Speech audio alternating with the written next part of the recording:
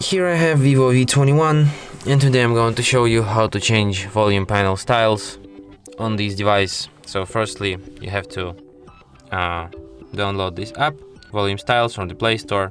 So as you can see right now, I have default volume panel style, but with this app you can actually customize it.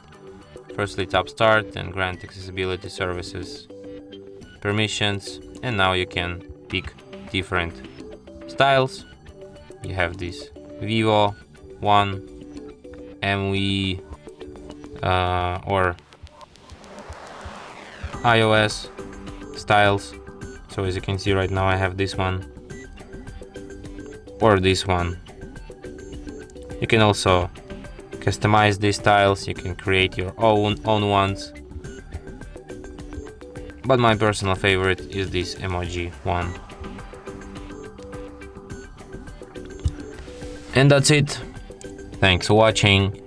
If you find this tutorial useful, don't forget to hit that like button and subscribe to our channel.